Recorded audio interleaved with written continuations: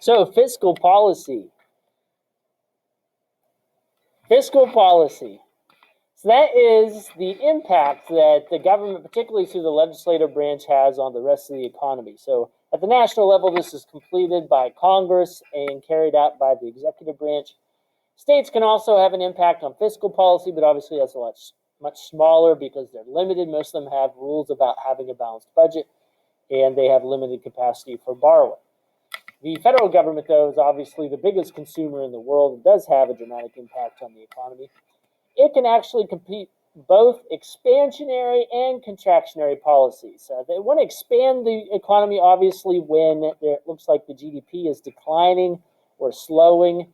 And then the contractionary policy, you might wonder, well, why would they want to contract the economy? If it's growing too much and inflation is really high, might be a reason why they might want to cool things down a little bit. But we'll just focus on expanding the economy. And basically, there's two tools that they can use as Congress in order to complete expanding the economy. One of them is through tax cuts.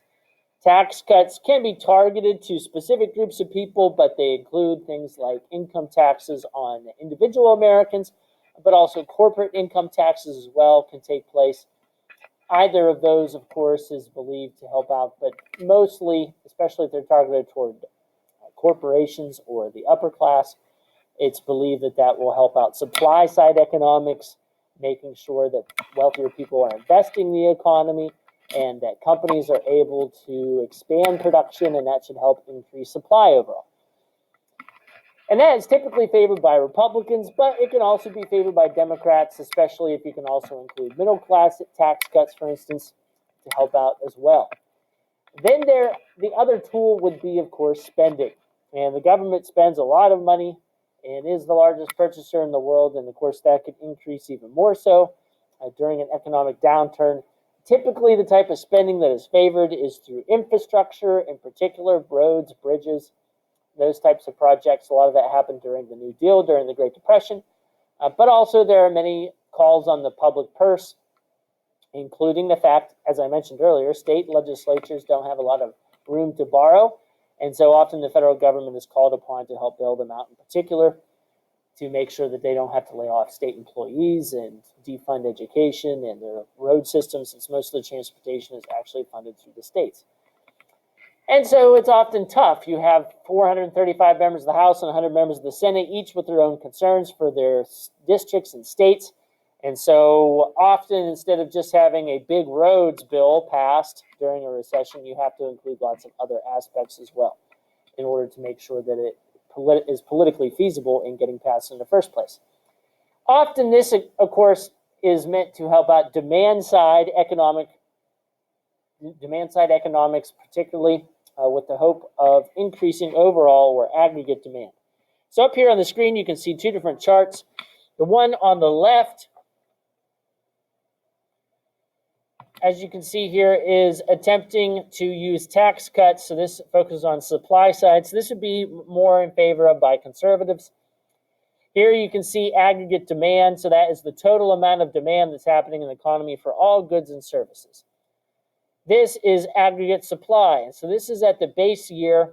And so they're saying at this particular point, this is output or national income. So that would be kind of like the gross domestic product, for instance, where the equilibrium is occurring. So they would like to increase that somehow. So what they plan on doing is increasing the aggregate supply. With tax cuts, especially corporate tax cuts, businesses will be able to expand. They'll be able to produce more. Now, in the short run, up to year one, that might actually decrease everything. But what will happen is with that lower cost of living and everything like that, the standard of living will increase. People will start demanding more. And then aggregate demand will shift outward to this new point. And so the overall production or output will increase dramatically from E to where it is here, E2. So that is the hope of what happens whenever we encourage supply-side economics.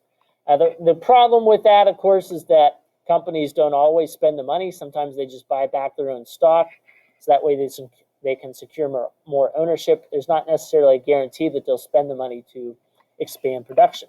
And it's often hoped, especially wealthier Americans will invest, but they just invest usually in the stock market, which really just increases the stock price. Just because the stock price goes up does not mean that a company is suddenly going to start hiring more people or producing more.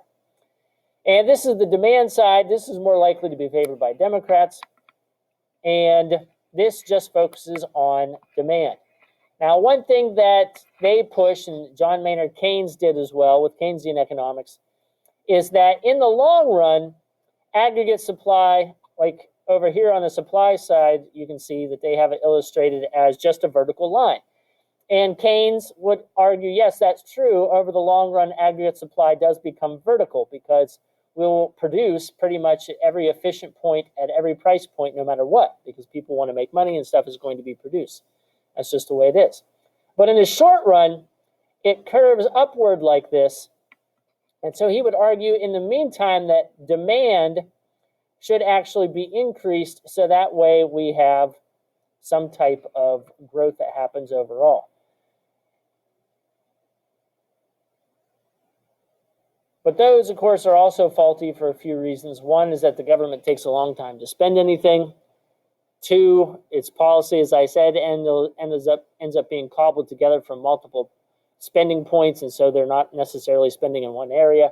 And one other thing that Democrats might be in favor of is the tax cuts for the middle class, because they'll say that also supports demand because people will go out and spend, but middle class people typically don't spend money. They pay down bills and save, and they don't necessarily go out and buy new things.